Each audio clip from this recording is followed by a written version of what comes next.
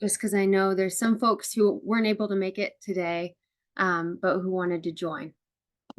So welcome everybody. My name's Devin and I work with the Institute for Common Power, and I'm with a team of folks. We'll introduce ourselves just right here in a minute. But this is From Selma to Today, Educators and the Creation of an Inclusive Democracy. So right here, I know Luke will be talking more about him, but this is Reverend Reese, who led Teachers on a March on this day in 1965. He's on the far right, obviously, with Coretta and Dr. King. So if you could drop in the chat just to get us started. We know that there's a lot of kind of angst and anxiety around this 2024 election, but we'd love to start off on a happier, more cheery, optimistic note. So if you wouldn't mind dropping in the chat, what's something that you are optimistic about in 2024? What's something that makes you feel optimistic? Let's make sure that yay, that chat is working.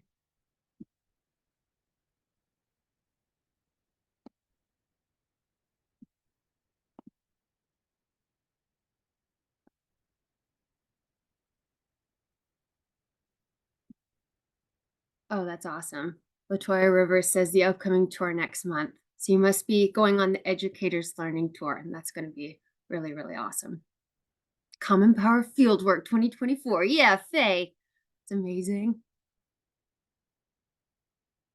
The tour and the role that education can play. Ivory Kennedy. Thanks, Ivory.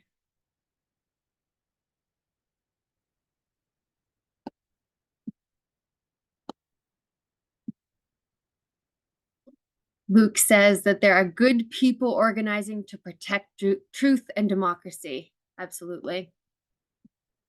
And Bobby, he's optimistic because there are so many grassroots groups working. Yeah, it's very true. Oh, they're flooding in now. Jeff, the sacrifice of my ancestors who have paved the way and given us a recipe and that we'll just have to follow. Kendra, collaborating and building solidarity. Vaughn, I'm looking forward to my students' civil rights research projects. Oh, this was a good starter prompt. I'm feeling the energy and feeling enthusiastic and optimistic. All right. Anybody else last minute throwing in some things that you're optimistic about? These are awfully great. Jessica, what are you most optimistic about for 2024? What gives you hope? Can I speak out loud? Okay. One, I hope it's all of you guys that will join us in field work. We would love to have you, but honestly, like talking to some voters, this is the big year. I think everyone is feeling a little bit anxious. And so hopefully, having some good conversations, putting them to work and, making sure that we get out the vote this year because it's super important. It is super, super important. All right, and Ebony says, the educators tour next month and the content that I can use to improve my current curriculum. Absolutely. Glenda, I'm looking forward to volunteering with positive people, woohoo, to help save democracy. It's exactly what we're gonna do. Fabulous. All right, so briefly, just to introduce the folks here on the chat who are going to be sharing with you today. My name is Dr. Devin Gary. I just go by Devin. I'm a senior program manager at the Institute. I create and run workshops specifically around, we're going to call it Dialogue for Democracy, but it's how we can engage in inclusive and just and equitable ways with each other, especially across our differences. And I will pass it back over to Jessica. Hi, I'm Jessica. I'm a fieldwork associate with Common Power. So I work with the fieldwork team and I help run our remote opportunities. So that's phone banking, text banking, postcarding, all of it, and also support on the ground. So I'm excited to be here and I'll pass it to Luke. Hey folks, I'm Luke Mitchner. I'm an Institute ambassador, which means I'm an educator who's traveled with the Institute before to the South. And I'm excited to be working with the Institute again today and in future capacities. I'll be traveling again with the February group, so I look forward to seeing some of you all down there. and I'm a social studies teacher at Bellevue High School in Bellevue, Washington, teaching AP US history, sociology, race in the United States, a variety of social studies subjects, and thrilled to be with you this evening. Thanks. Jordan, on the bus, it's all you. Yeah, thanks, Luke. Thank you, guys. Yeah. So as you mentioned, I'm actually on the bus right now, currently on a learning tour with some of our CP community, and had to make sure that I could tune in and join for this, knowing its importance, and just wanting to say hi to you all and be here for this. I'm a program development associate for the Institute and work just to support any of our programs, lectures, learning tours, of course. And I'm just really grateful and excited that you all are here with us tonight. So thank you. Awesome. What a team. Love this group of folks. So I'm going to talk very briefly about the Truth Matters initiative of the Institute, and then I'm going to pass it to Luke, who's going to talk about teachers, educators' role in activism and history, a little bit about that. And then Luke's going to pass it to Jessica, who's going to talk about opportunities to get engaged and involved in fieldwork. So you've likely received a newsletter from us at the Institute highlighting this initiative, the Truth Matters initiative. And this year in 2024, we are launching this campaign. And we are dedicated to emphatically demonstrating with this campaign the connections between the need for truth in education and the importance of voting, especially in local and statewide elections. And so as educators, you know more than most the importance of truth in education and how it is so very clearly under attack right now. You see the ramifications of that suppression. Educators across the country are being silenced or forced from their jobs for teaching the truth. There is an explicit and politically motivated effort to stop and even punish those who are trying to teach about identity and who are trying to teach our honest, collective American history. So we know lying about our country's narrative only reinforces white supremacy, erasing the roles and contributions of so many groups of people, of women, of people of color, of the LGBTQ plus community, people whose voices and well-being are absolutely essential to fostering a healthy, equitable, just, and inclusive democracy. So we at the Institute are committed to teaching truth, to countering those who are trying to silence it, and especially to supporting educators like you who stand for truth. So this year, as I said, as part of our Truth Matters initiative, we will work to illuminate and uplift the need for truth in education and to catalyze and mobilize voter engagement efforts, especially in local and statewide elections. So we are so thrilled that you all are here. You are a powerful force that we feel very grateful to get to work with. And we hope that you will join us in our efforts in any way that you're able. So with that, I'm going to turn it over to Luke Michener. He's an educator. He just introduced himself a little bit earlier. Luke's fabulous. We're so lucky to have him with us. And he's going to share some of the critical historical role of educators as activists in the civil rights movement. So it's all yours, Luke. All right, thanks, Devin. And Devin's running the slides over there for me, so I don't know, we'll connect, we'll figure it out. So I want to talk to you today about the Teachers March in Selma, Alabama, which happened on this date in 1965, and is what Andrew Young, who is a name that you may recognize, but was working for the Southern Christian Leadership Conference at the time. He called it the most significant march since the Birmingham movement, which had happened a couple of years before then, and drew national attention to the civil rights movement with Bull Connor and the police dogs and the fire hoses, as you might remember from Project Confrontation there in Selma, in Birmingham. Andrew Young went on to be a mayor of Atlanta and a UN ambassador from the United States, and as a really remarkable figure. And so for his recognition of this moment, I think it's really critical for us to take that, sit with it for a minute and unpack it a little bit on this day, the anniversary of that march. We go to the next one. So the backdrop of the Teachers March is voting and voting rights restrictions, democracy in Selma and all across the South, really. Post-Reconstruction in the United States, a number of efforts are successfully implemented throughout the states of the old Confederacy to restrict Black folks' ability to vote. Most of them, all of them, are facially neutral laws, meaning that they don't by name discriminate against Black folks. They can't. The 15th Amendment prohibits it. But as we're familiar, many of us, there are lots of backdoor discrimination, lots of ways that backdoor discrimination plays itself out. And chief among them are literacy tests. How many drops of water are in the Alabama River is an example of an actual literacy test question that voters in Dallas County, where Selma is in Alabama, would have faced in attempting to register to vote. And these facially neutral laws were so successful in limiting Black folks' ability to vote that by 1965, where half the residents of Selma were Black, of Dallas County, excuse me, were Black, less than 1% of those citizens were registered to vote.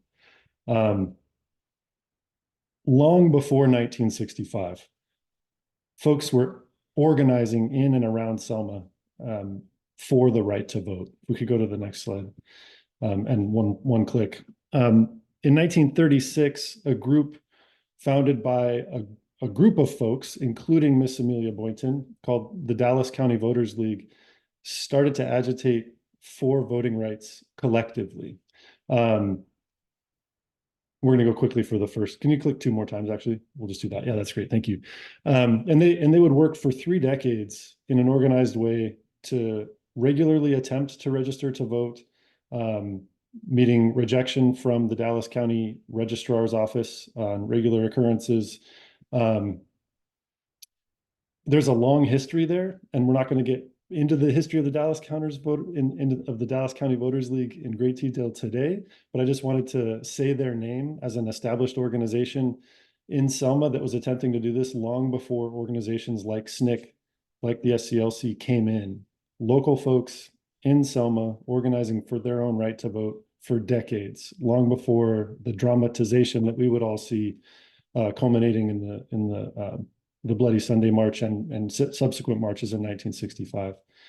In 1963, significantly, Bernard Lafayette arrives in Selma, who's a great friend of the Institute's. We all love Bernard. If you've never had the chance to meet him, hopefully you'll get that privilege at some point. But just an incredible organizer. Goes to a place where many folks in the movement are just unwilling to go. Many folks don't feel as though they can safely operate in Selma, and Bernard's courageous enough to go. He volunteers to take it, in fact. And so he opens an office for SNCC in 1963 and starts organizing youth there. Youth like young Charles Malden and others who the Institute's also great friends with. And I also wanted to provide a little bit of context. There's a lot that we could talk about here on the other side of the coin in Selma. But in 1964, in that summer, July of that year, a state court judge named James Hare, who was, as you may imagine, an incredibly racist person, forbid gatherings of more than 3 Black folks if they had gathered in organization with SNCC or the SCLC. It was an injunction issued after a voting rights march led by John Lewis there that summer, in the name of public safety, when in reality there were no issues of public safety concern. It was an attempt at limiting people's ability to organize and march on the Dallas County Courthouse in order to register to vote. James Hare, who is a person I'm just now starting to learn a little bit about in putting this presentation together, I found a statement from him that he felt, because of the ways in which local folks in Selma had been organizing for so long and agitating for so long, that Selma, quote, got a bad boatload of slaves the century before from Africa. Just an incredibly racist person in a really high seat of power, who was upholding the law at an institutional level that would systematically exclude Black folks from the franchise. Yeah, he's one of many figures in that category. All right, so let's fast forward a little bit. There's a lot more back context we could talk about, but I want to talk a little bit more about January 1965. So in early January, Dr. King and the Southern Christian Leadership Conference are invited to Selma by the Dallas County Voters League. Ms. Amelia Boynton and others organized to extend an invitation to King. to come to Selma. And the day before his arrival, a smoke bomb is exploded just outside of Brown Chapel AME Church on New Year's Day as a warning sign to those organizing, knowing that Dr. King was on his way. Of course, as that happens many times throughout the movement, that doesn't deter folks from coming. Okay, let's go to the next one.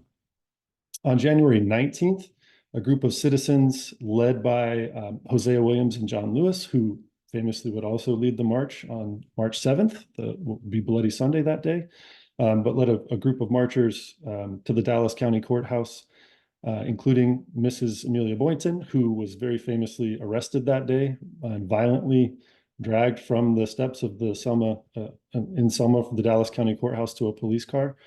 And that visual, that dramatization, was the event that would really trigger the teachers to take their steps. They had been organizing for a long time. It wasn't just because Mrs. Boynton was arrested, but she being a friend of many of those teachers and seeing the way in which she was treated by Sheriff Jim Clark and those in charge in Selma really motivated those teachers, particularly F.D. Reese, Reverend F.D. Reese, Frederick Douglass Reese, to put out the call to teachers to organize, or to march, excuse me. And that takes us to January 22nd. Under the leadership of Reverend Reese, who was a science teacher at the local Black high school, all Black high school during segregation, R.B. Hudson High School, 105 teachers marched on the Dallas County Courthouse on January 22nd. Let's go to the next slide. This is an image of Coach Lawrence Huggins. Coach Huggins was a PE teacher and coach at R.B. Hudson High School, a colleague of F.D. Reese's. And this is a picture of him holding a picture, sort of meta, of him being jabbed in the ribs by Sheriff Jim Clark on the steps of the Dallas County Courthouse, which are right behind him in this photo. Huggins, Reese, and 103 other educators who are all members of the Selma Teachers Association, the local organizing, I guess the local labor union for educators in Selma, had met in the days before. I was 125 members of that teacher organization, and 105 of them marched that day, which is a pretty astonishing turnout, especially in the face of the violence that they thought they might face and the retribution that they knew they would face from the all-white school board and white superintendent. Their jobs were really on the line. They were putting everything on the line, including their health and their livelihoods and their reputations as professionals in Selma, and choosing to put boots on the ground that day in 1965. We go to the next one.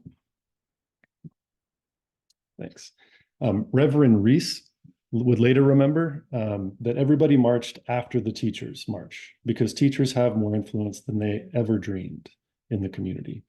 And I think this is something, as an educator and knowing that there are many educators on this call, that we need to sit with a little bit. I think we sometimes forget that we do have influence in our communities, or we're told to not believe that we have influence in our communities, that we need to remain as some sort of neutral actor in the ways that we operate as professionals. And neutrality has historically been a tool that holds down the status quo, that maintains the status quo in a country in which the status quo has been racially discriminatory, like at best, and far worse than that in many cases. And so Reese reminds us here that teachers have influence. And in this example from the teachers in Selma, that influence was literal boots on the ground. There are myriad ways that teachers have influence, though.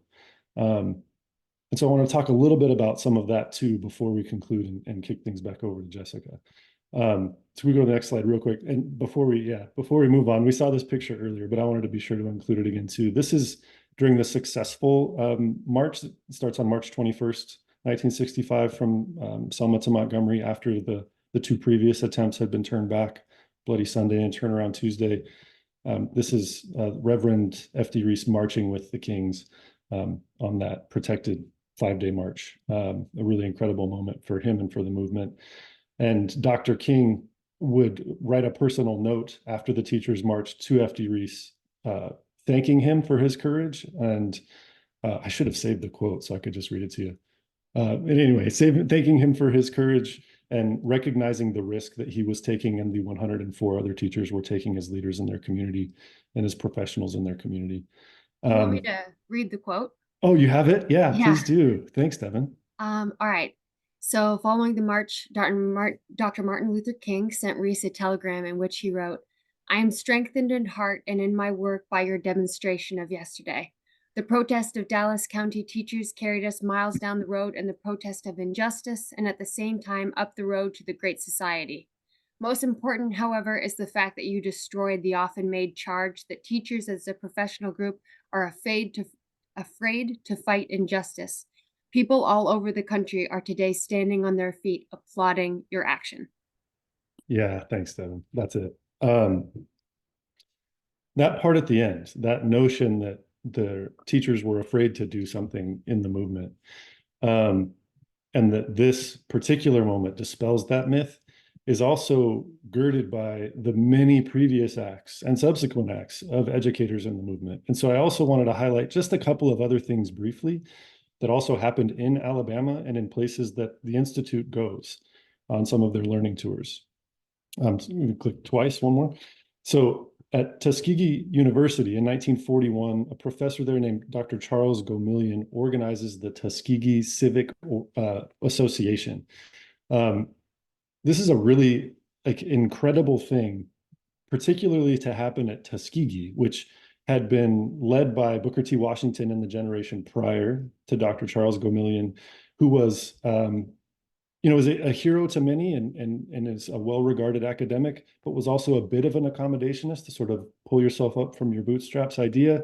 And Gomillion really takes the opposite approach within the context of Tuskegee, and starts a civic organization that's about documenting and understanding the ways in which racial discrimination are playing themselves out both locally and on campus, and the implications for that nationally. They teach students at Tuskegee about their findings and encourage students to organize and co-organize with students as early as the 1940s and 50s. He also works with some local high school students in the area to help them engage in some of the work of the civil rights movement. We'll put the next picture up. Thanks, Devin. The next image is from Montgomery in 1955 during the famous bus boycott that happens there, which is organized in large part by the women of Montgomery, including Alabama State College, now Alabama State University faculty, in Mary Fair Burks and Joanne Robinson. Burks and Robinson both take turns as chair of the Women's Political Council, an organization that they founded in 1946 with other women from Montgomery. I believe there were 40 members at first, and the organization would grow into the 1950s. But these educators, beyond their organizing for the bus boycott, also organized prior to that Black youth in Montgomery in this sort of subversive way. That's this really, what they called themselves a subversive tactic at Black youth education. There had been this long-running program in Montgomery called Youth City that was only open to white students, and it was an opportunity for them to simulate the ways that government would function, how to pass a bill, how to run the mayor's office, mock court cases, that sort of thing. Sounds like kind of a fun program, but it was for white students only. And so the Women's Political Council, led by these educators, founded what they called the, quote, Negro Youth City, in which they invited Black students to participate in a similar experience, but they also taught them about what democracy should mean. They thought ahead about voting rights laws. They thought ahead about inclusion. And this is in the context of the late 40s and early 50s, a really powerful groundwork to lay, a foundation to lay for them going into what they couldn't have predicted, but would become the Montgomery bus boycott. They don't have that groundswell of support without the youth outreach they had been doing for, at that point, nearly a decade. And then another organizer, educator in Birmingham, which is another place that the Institute goes, during Project C, Project Confrontation, in 1963, a really famous protest there at Kelly Ingram Park. The historiography of that, the story of the history, often tells teachers, paints teachers in this sort of passive or at best and sort of in the way at worst. Sometimes teachers telling students not to participate or preventing them from leaving classrooms. But we also know that there were educators who were deeply supportive of the organizing efforts of youth in Birmingham, including Principal Mrs. Lucinda Roby. And that's the last picture on here, is a picture of her. If you could click one more time. Yeah, that's her, who was a longtime educator, well regarded in the community, a dear friend of Reverend Fred Shuttlesworth, who was one of the chief organizers of that effort. And Miss Roby was a courageous educator who helped students to get out of the school, who helped drive them to mass meetings, who really took on a lot of risk in her professional life in trying to support students' organizing efforts as part of Project C. So these are just three other kind of brief examples among many. I have to kind of lean over just a second. There's this really wonderful resource. And I also want to shout out one of the authors of this, Dr. Tondra Loader Jackson, who is at University of Alabama, Birmingham, and has done a ton of research about the ways in which educators are engaging. This book is called Schooling the Movement, and she is one of the co-editors of that work. And she describes these many stories, what we've heard about F.D. Reese, what we've heard about Dr. Gomillion, Mary Fair Burks and Joan Robinson and Mrs. Roby here, as individual grains of sand. And that it's the collection of these individual grains of sand that's meaningful, that sometimes our own individual contributions can feel extraordinarily small. And we can't in the moment even see the impact that they're having. But it's when we put this collection of effort together that we really can make a difference as educators, beyond just what we're doing in our classrooms and with our instruction, though that's very meaningful too, and one of the most powerful ways we can make a difference. These educators remind us too that we can put our boots on and walk, as they did. And so if we go one more slide. So I'm going to ask you all to get back into the chat one more time. Devin did this with us a little bit earlier. And not everybody on the call is an educator. I get that too. I mean, you are in some way. We're all teaching somebody something. And so with one sentence, give yourself 30 seconds or so to think about it. I'm going to ask you, what's your grain of sand? What's one way that you as an educator have engaged in building a more just democracy, and thinking about what you've done to this point? Because you wouldn't be here tonight if you hadn't done something yet. So we'll pause for a second and give people a minute to get into the chat.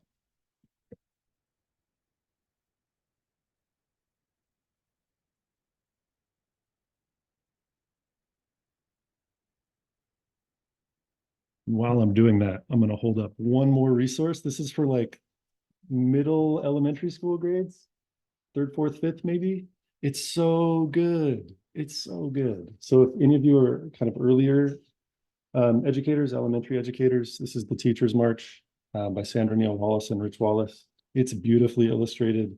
And it has the longest references list I've ever seen in a child's book. Like, they've cited their sources. It's great. All right. Starting to see a couple people in the chat.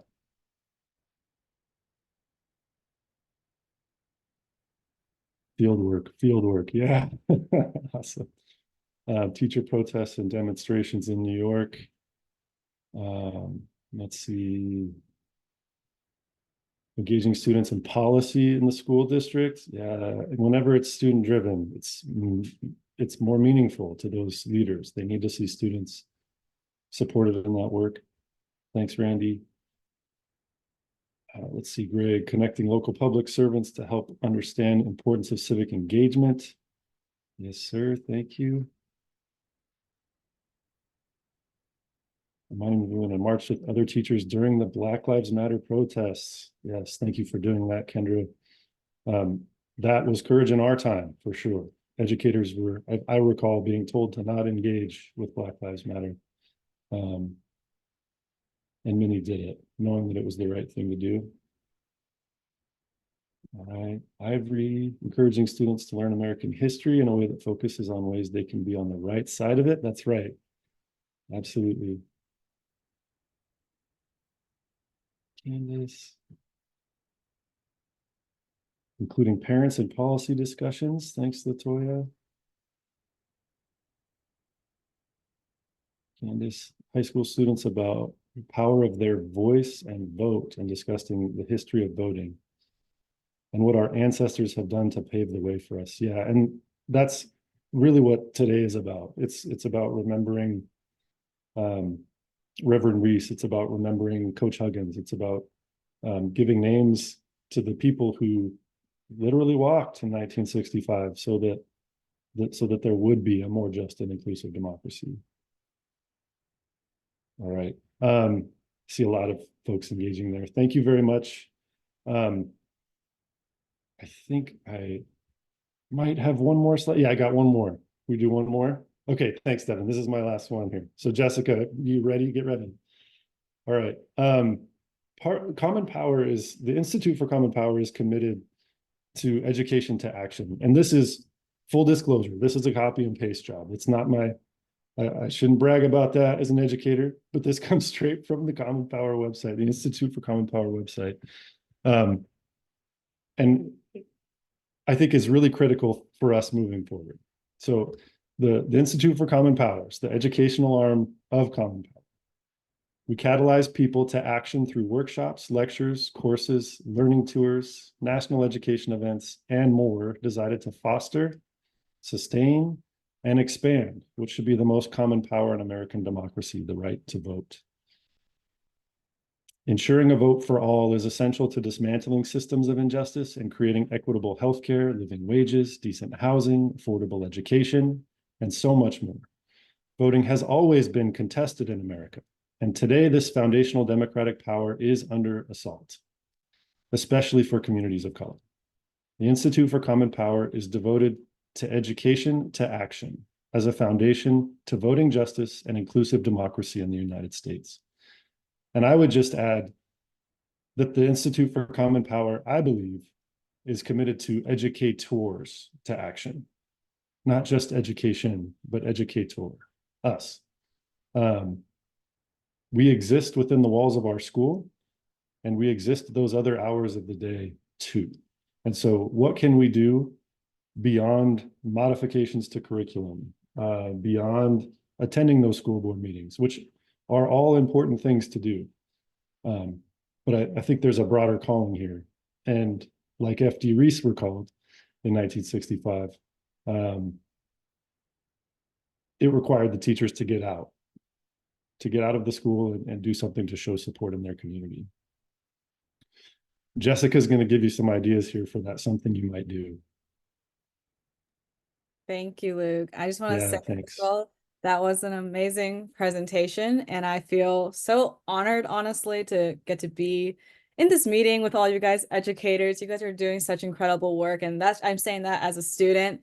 I'll just share this little tidbit, but I mean, I got into this work in literally high school. I'm 22 right now, but my history teacher took me on a civil rights learning tour also, and so that kind of changed the entire trajectory of my life. And so I just want to say you guys are doing really great work. And no matter what you guys get out of this, like, just know that you guys are doing such awesome work. And I'm excited to tell you how other ways you can take action with us. I'm from the fieldwork department. And so when we say take action, what we mean is join fieldwork with us. And so that primarily means door knocking, getting out of the vote, and talking with voters. As you've seen from that presentation, I mean, voting rights have always been under attack, but like right now, we're in a bad place. There is so much voter suppression happening right now, and it's not just voting rights, it's reproductive rights, it's healthcare rights, it's attacks on education, it's all of it. And so that's why this year, like, we're really pushing out and trying to expand the people who are joining us in fieldwork, because we really need everyone we can to get involved, to take action. And so I'm happy to share a little bit with you guys what that looks like. All right. Okay, we're gonna dive right in. I didn't put a middle slide between that. But yeah, okay, we're gonna dive right in. So right now in fieldwork, we're heading into our primary season. What this means is that a lot of elections are happening starting March for the primaries. The things that you'll hear about from Common Power is that we are focusing on North Carolina, Texas, and Ohio. And we are looking for people to come join us and come knock on doors on the ground. The primaries determine who is going to be the nominee. And right now, I mean, I don't know if you guys are paying attention to the news, but I mean, Trump just won his caucus in Iowa last week, and we all saw how bad the Trump era was. And so we need to be knocking on doors there. And this is kind of the calendar of where Common Power will be throughout the year. And so we're starting all the way in January until the general season. We're going to be traveling starting March on the ground in these swing states to talk to voters about, you know, getting out the vote for the primaries, making sure your addresses are up to date, that they know what's going on in politics right now, because, you know, people need to be aware of what's happening so that they can make change. So this is the general timeline, and I'm going to drop in the chat. If there's anything that you get out of this, I hope you will look at this document. I'm going to drop it here.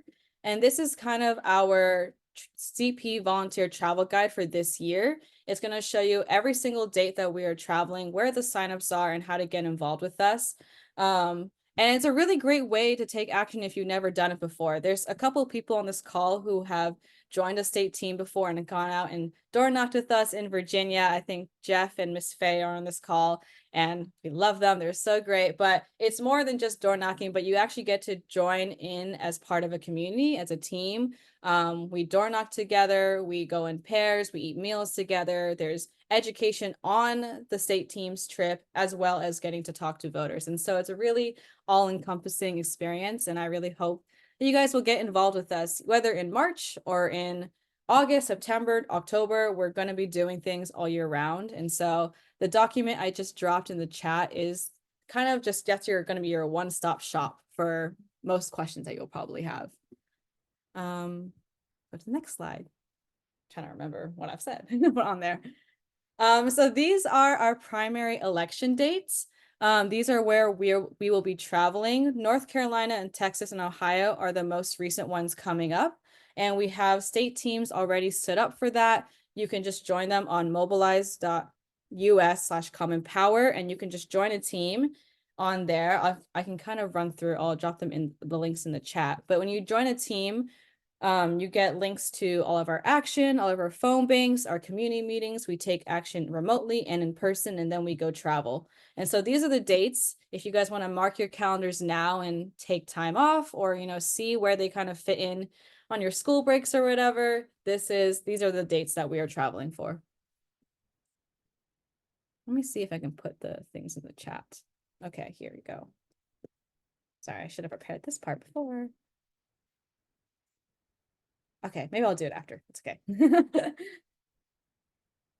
Okay, next slide. So how do we take action? So in fieldwork, when we say action, it means a myriad of things that we do.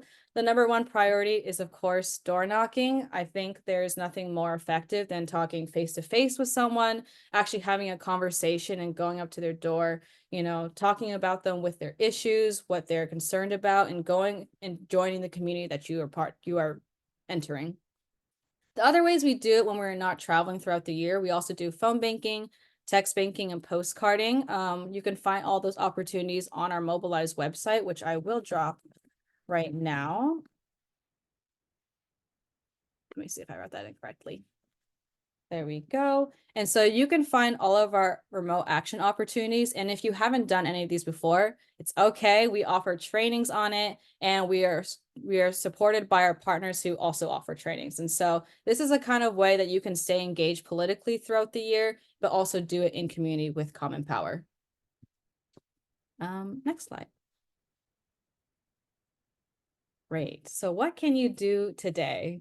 I might be going a little fast, but let me know if you have any questions or stop me. You can go into the next one. Okay, join state teams on mobilize.us. And so this is the state team pages that I've been talking about a little bit ago, but this is exactly how you're going to stay involved with Common Power. On our Mobilize page, we have state teams, and you can just join the group as yourself. You don't really need an account. But once you join in, you're kind of subscribed, and we send out bi-weekly newsletters, and that will be the way that you are staying connected with us. And so that is where we'll send out action opportunities that are specific to North Carolina, or they're specific to Texas or Ohio, or whatever group you decide to join.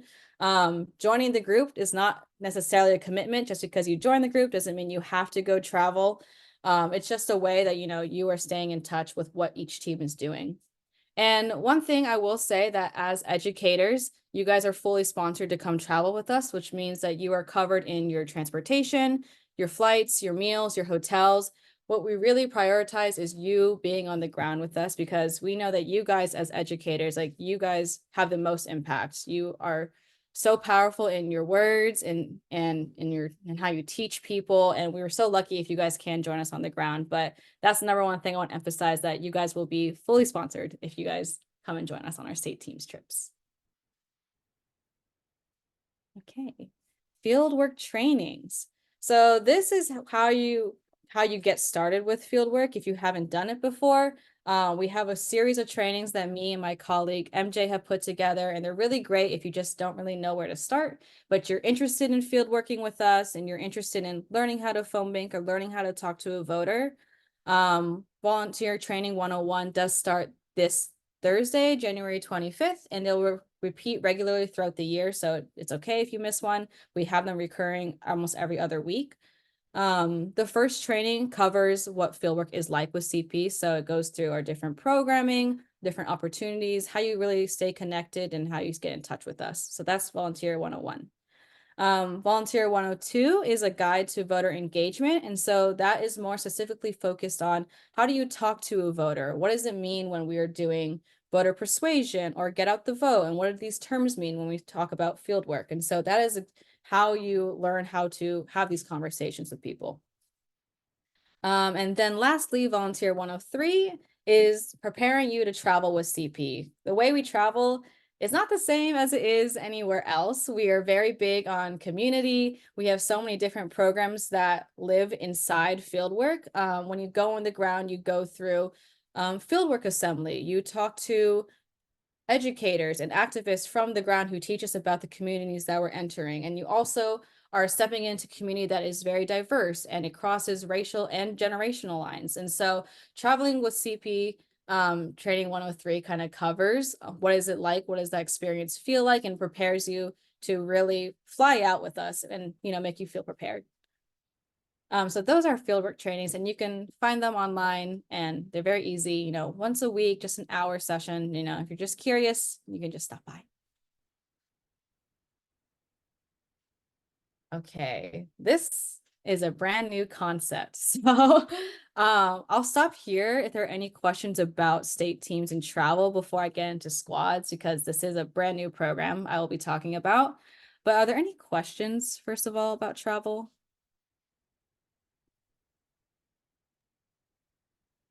You can feel free to drop any questions in the chat, or to come off mute and ask Jessica your questions. She is our resident expert. If not, that's okay, because there's so many resources, and that document is really going to help you. And you can always reach out to me if you have questions later about sponsorship, or, where do you decide where to go? So I'm happy to answer those later. If there's no questions, I will delve into squads. Squads is a brand new fieldwork program that we are debuting in a month. So this is kind of a preview that you guys get as educators. Oh, Charles is here. Wait. We're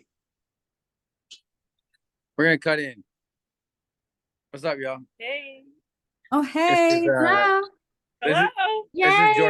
This is Jordan's phone. Kendra has a serious question here. Can you put the travel dates up again before Charles starts messing around on the Zoom? I just wanted to pop in real quick. We're on this learning tour in Alabama, and I've been watching. And first of all, where's Luke? Is Luke still here? Luke's here. Luke, Hey, you killed it, man. Hey, thanks, man. I appreciate that. It's good to see you. You killed it, man. You killed it. You and Jessica together are knocking this out. I was proud watching y'all talk about this organization. Well done. Well done. Some of y'all are like, who in the hell is this? My name is Charles. I'm the executive director of Common Power, and I've been looking at what I think is the future of this organization on this Zoom. And I've been watching you watch these fine leaders talk about what it means to join us and do this work. And I want to just pop on here, and give them kudos. And Devin, thank you for hosting this and for all y'all holding this down while we're out on this trip. But I wanted to say that one of the biggest things is that if you all want to do more with CP, there's room for you.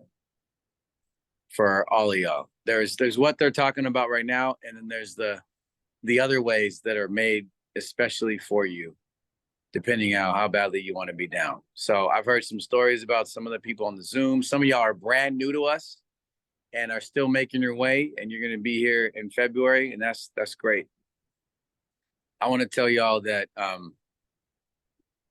we don't bring in people based on the roles that we have. We bring in people based on them and what they hope to bring to the work that we do.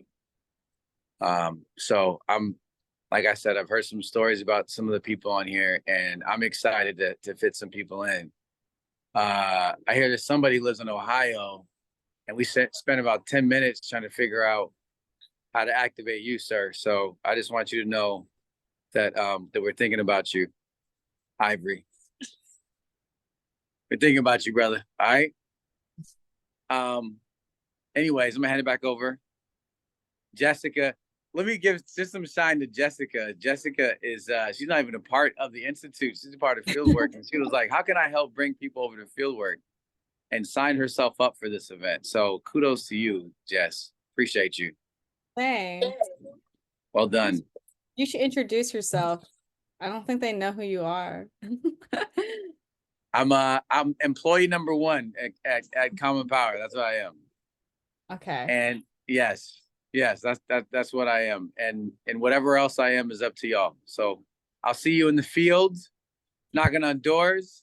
I'm gonna try to make it out to the learning tour in February. I'm gonna try super hard. And everything else is just, is what we make it. So I appreciate y'all. Thank you. Thanks, Charles. Charles. Thanks, Jordan. Yeah, of course. Thank you guys. I'll see you guys in the field too. So, and learning tours, whatever it is, I'm excited to meet you all. Thank you guys. Thanks, Jordan. Great. That was a fun little side note. Okay, squads, going back to it. I talked a lot about travel, but I'm excited also to debut squads with you guys. This is going to be a brand new fieldwork program, as I mentioned, and it's a way for you guys to stay engaged all year round, not just during the electoral seasons, like the primary and the general. This is a way that you can take action with your own networks, your friends, your families, maybe even your students. I'm not sure, but this is a way to just stay engaged year round. And so basically what it is that squads is going to be a way that you can make sure that every time you take action, you are making the most difference. And so how we do that is that we at the fieldwork team, we curate your political experience in a sense, and we make sure that everything that we give to you, phone banks, text banks, postcarding opportunities, they are all going to be the most impactful, the most relevant things that are going on at this moment. So of course, what's going on right now, just give an example, the New York election, squads is a way that you can get engaged and get all of your content curated just so that you are participating and influencing the New York special election that's happening February 13th. And so, and every 2 weeks, there'll be a new focus. And so you can know that when you're taking action that you're making a difference. And so what this looks like is, one, they are small self-organized groups. We are looking for squad leads for people who are interested in taking action and they know of a group of people who want to stay politically engaged with them, about 3 to 5 people. They're going to be self-organized and autonomous. And what's really a plug for squads is that they are completely flexible and opt-in. And so you get to choose how much work you want to do or how little work you want to do. And this is something that you can choose to do 1 month and not do the next month, but it's a way that you can stay engaged and in an easy format, and you can have that curated political action. And so if you're interested, and I know this is a very vague concept I am explaining to you right now, you can go ahead and email me. We are going to be debuting this in later March, so you'll see more information about that. But if you are interested in getting started and, you know, organizing a small group of people to do phone banks or to do little postcarding parties, go ahead and contact me and we can start getting you connected and get you started with that squads program. It's kind of vague, but I swear it's gonna be cool once we get started with this. And I'm seeing a thing in the chat. I'm interested in postcarding. Okay, well, yeah, if you want to go postcarding, we do have opportunities on our mobilize.us/Common Power page. Besides that, we also will have some in-person postcarding parties in Seattle. I don't know if you're located there, but if so, please come and join us. And if you want to get started on your own and you want to start writing postcards, also get in touch with us. There are so many campaigns that, you know, we are working with. They're just not, you know, available on Mobilize that I can get you connected with. And you can know that is maybe the way that you participate in squads, is just through postcarding. I see another comment in the chat. Jeff says, be a team lead for the special election in New York with Victoria, who is also part of the Institute. So absolutely get active with the New York election. We need to fill in that seat. And so it's super important. But are there any questions? Oh, sorry. No, I was just gonna say, I love that Jeff's taken the opportunity to begin recruitment. I see you, Jeff, and that's so smart. That's awesome. Oh my God, you even have a form and everything. You got a form. Okay. Well, if you're not in New York and you want to take action, check out our action page. And that is really it that I have for you guys, but I want to pop my email in the chat. And if any of this interested you guys and you have more questions or you just want some more details about opportunities, go ahead and send me an email. I'm very available and happy to answer any other questions. You got Jessica, one more. I want to point you to that question. Sorry. Did I get another one? Kendra, Oh. do educators have to already be a part of the program or have done a learning tour to do field work? Sponsored. Thinking about my teacher friends. That is a great question. And I don't know a concrete answer for you, but my number one instinct is that normally our educators do come through the Institute. I'm gonna take this back and ask, so I'm not totally sure. But that's a really good question. And yeah, if you want to put your email in the chat and I can respond to you maybe later after I've checked in with some people, absolutely. But I don't have an answer for you right now. Totally fair. What other questions do folks have for Jessica or for myself or for Luke or any questions? And I can stop the share so that we're together. Well, maybe we just spoke to everything so clearly. We covered it all. Nailed it. Thanks again for joining us, y'all. Yeah, thank you.